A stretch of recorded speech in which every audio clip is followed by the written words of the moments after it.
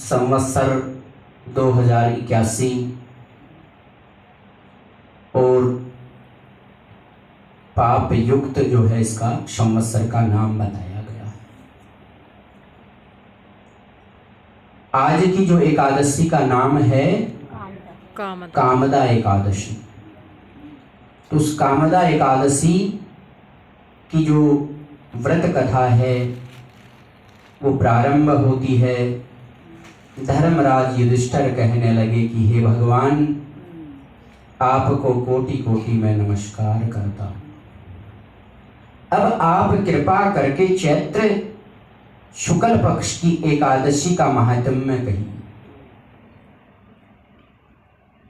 श्री कृष्ण जी कहने लगे कि धर्मराज, यही प्रश्न एक समय राजा दिलीप ने गुरु वशिष्ठ जी से किया था और जो समाधान उन्होंने किया था वो सब मैं तुमसे बताता हूं कि प्राचीन काल में रतनपुर नामक एक नगर था। वहां पर अनेक ऐश्वर्यों से युक्त पुंडरीक नाम का एक राजा राज्य करता था। रतनपुर नगर में अनेक अप्सरा, किन्नर तथा गंधर्व वास करते थे और उनमें ललिता और ललित नाम के दो स्त्री और पुरुष भी वास करते थे। उन दोनों में अत्यंत स्नेह था, यहां तक कि वो अलग अलग हो जाने पर दोनों व्याकुल हो जाते थे। एक समय पुंडरीक की सभा में अन्य गंधर्वों के सहित ललित भी गान कर रहा था। गाते गाते उसको अपनी प्रिय ललिता का ध्यान आ गया और उसके ध्यान में स्वर भंग होने के कारण गाने का स्वरूप बिगड़ गया। ये उस चीज की बात नहीं है। कोई भी हम पूजा पाठ करते हैं, जब हमारा मन वहां होगा तो पूजा में भी हमारे को आनंद आएगा। जब हमारा मन कहीं और होगा तो हम उसको देसी हिसाब से बोल देते हैं कि हमारा ध्यान नहीं लगता है, ध्यान भंग होता है। लेकिन उसका नियम बताए गए। सबसे पहले आसन की शुद्धि बताई गई है। जब तक हमारा आसन शुद्ध नहीं होगा तो कोई भी हम भगवान का भजन पाठ नहीं कर सकते। सबसे पहले आसन, पद्मासन बताया गया है। पद्मासन में बैठ करके और ध्यान एकाग्रचित होकर 6 चक्कर से, अब जैसे शरीर से टूटे शरीर से बैठेंगे, कभी इधर कभी उधर, हमारा ध्यान भटक जाएगा। पद्मासन एक जगह स्थिर हो गए। 6 चक्कर जो है यहाँ से कुंडली मान कर, बिल्कुल वो दिखाया गया ना कई बार जो है रामायण में या उस महाभारत में, 6 चक्कर से सावधान होते कुंडली नहीं। यहाँ से हमारा जो है भौं के मध्य में, कभी आपने एहसास किया होगा कि जैसे हम भजन में बैठ जाते हैं तो यहाँ से साक्षात कोई प्रकाश आता है। भौं, दोनों भौं के मध्य में प्रकाश सा प्रतीत होता है। वही ध्यान है, वही परमात्मा का आभास बताया गया है। तो जैसे वो ललित जो है भजन कीर्तन गा रहा था, उसका ध्यान उसकी पत्नी में चला गया। ध्यान भंग होने के कारण वो जो है कुछ और ही गाने लगा। उसके स्वरूप बिगड़ गए। ललित के मन का भाव जानकर करकोटक नाम नाग ने पद भंग होने का कारण राजा से कह दिया। देखो, अगर कोई, अब मेरा ध्यान, मैं कथा सुना रहा हूं, मेरा ध्यान अगर यहाँ से भटक जाएगा तो मैं कोई शब्द जो है पटांग मेरे मुंह से निकल जाएगा। आप तुरंत समझ जाओगे पंडित जी यहाँ नहीं है। तो जैसे राजा बैठे थे और वो ललित जो है गायन कर रहा था, नाच नाच के गायन कर रहा था, उसके स्वर बिगड़ गए, वो तुरंत जो है समझ गई। तब पुंडरीक ने क्रोध पूर्वक कहा कि तू मेरे सामने गाता हुआ अपनी स्त्री का स्मरण कर रहा है, अतः तू कच्चा मांस और मनुष्य को खाने वाला राक्षस बन जा। राजा ने उसको श्राप दे दिया। अपने किए कर्म का फल भोग। अब तू कच्चा मांस और मनुष्यों को खाने वाला राक्षस बनकर अपने जो आपने कर्म किया है उसका फल को भोगो। पुंडरीक के श्राप से ललित उसी अक्षण महाकाय विकराल राक्षस हो गया। देखो ये सत्य बात है, जैसा हम कर्म करेंगे उस कर्म का फल हमें खुद ही भोगना पड़ेगा।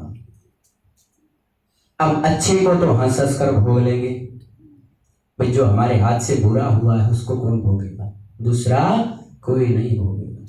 ये सत्य बात है।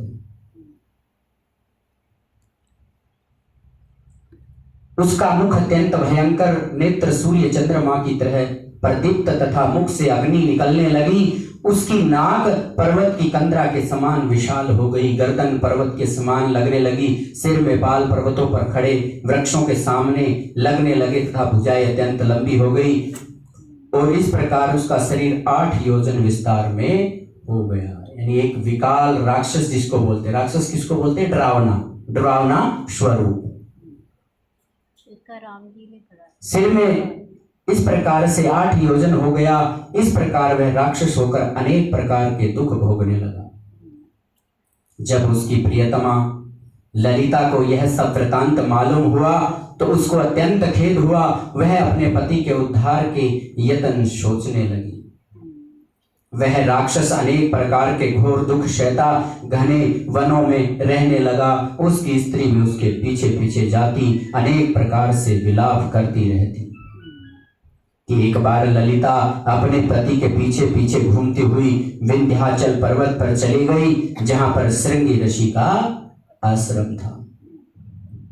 ललिता शीघ्र ही श्रृंगी ऋषि के आश्रम में गई और वहां जाकर विनीत भाव से प्रार्थना करने लगी। हाथ जोड़कर ऋषि से प्रार्थना करने लगी, पूछने लगी। उससे देखकर श्रृंगी ऋषि बोले कि हे शुभगे, तुम कौन हो और यहाँ किस लिए आई हो? ललिता बोली कि हे मुने, मेरा नाम ललिता है। मेरा पति राजा पुंडरीक के श्राप से विशाल काय राक्षस हो गया है। इसका मुझको महान दुख है। उसके उद्धार का कोई उपाय मेरे को आप जो है बतलाइए। श्रृंगी ऋषि बोले कि हे गंधर्व कन्या, अब चैत्र पक्ष के जो शुक्ल पक्ष की एकादशी आएगी, जिसका नाम कामदा एकादशी है, उसका व्रत करने से मनुष्य के सब कार्य सिद्ध हो जाते हैं। कामदा मतलब कामों को सिद्ध करने वाले। यदि तू कामदा एकादशी का व्रत कर उसके पुण्य का फल अपने पति को दे दे तो वह शीघ्र ही राक्षस योनि से मुक्त हो जाएगा। देखो, अगर हम अपने लिए करते हैं, एकादशी का आज व्रत कर लिया, जब सुबह पारण करेंगे तो सूर्य भगवान को साक्षी मानेंगे, एक लोटा अर्घ देंगे, भगवान को समर्पित करेंगे। प्रभु, मैंने अपने निमित्त जो एकादशी का व्रत किया है उस अर्घ के माध्यम से, किसके निमित्त या दूसरे के निमित्त करेंगे तो उसको अर्पण करेंगे। तो उसके नाम से मैंने एकादशी का व्रत किया है, ये उसको मैं समर्पित करता हूं। उसको इसका फल, इसका पुण्य, पूरे व्रत का फल उसको प्राप्त हो। भाई संकल्प नहीं बोल सकते, अपनी जुबान से तो कह सकते हैं, अंदर से आत्मा से आवाज आएगी किसके निमित्त किया है, उसके निमित्त किया है प्रभु, इसका फल उसको मिले, उसी को पारण बोलते हैं। ब्राह्मण भोजन का विधान लगाया है, या जो भी दान पुण्य का भोग लगाया है, गाय को जो है ग्रास लगाया है, भगवान को जो है चावल खिचड़ी जिसको बोलते हैं उसका भोग लगा करके, ये सारे विधान पारण के बताए गए। तो वह शीघ्र राक्षस योनि से मुक्त हो जाएगा और राजा का श्राप भी अश्वमेव शांत हो जाएगा।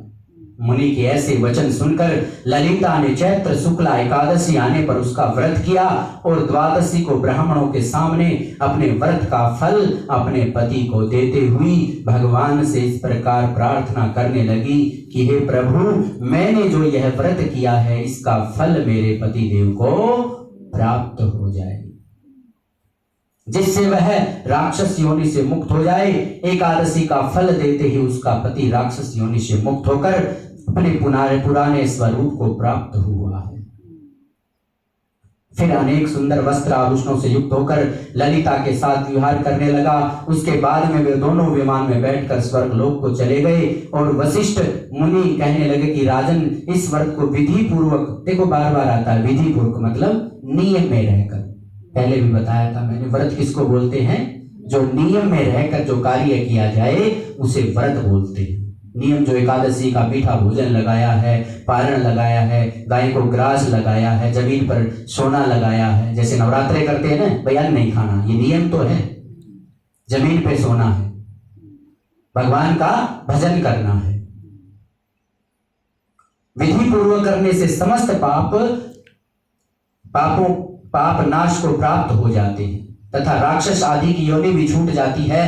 संसार में इसके बराबर और कोई दूसरा व्रत नहीं। ये कथाएं इसलिए बताई गई हैं, देखो साक्षात हमने नहीं देखी हैं, लेकिन ये कथाएं चलती आ रही हैं। ये भाव बनाने के लिए कथा बनाई गई है। भाई जब वो इस प्रकार का व्रत करके उसका पुण्य जो है अपने पति को जो है कर करके उसको राक्षस योनि से छुटकारा दिला सकती है, तो हमारे अंदर जो पाप रूपी राक्षस बैठे हैं, क्या हम उनसे छुटकारा नहीं पा सकते? अर्थात पा सकते हैं। संसार में इसके बराबर और कोई दूसरा व्रत नहीं बताया है। इसकी कथा पढ़ने या सुनने से वाजपेयी यज्ञ का फल प्राप्त होता है। बोलिए विष्णु भगवान की जय, एकादशी मैया की जय, श्रीमन नारायण नारायण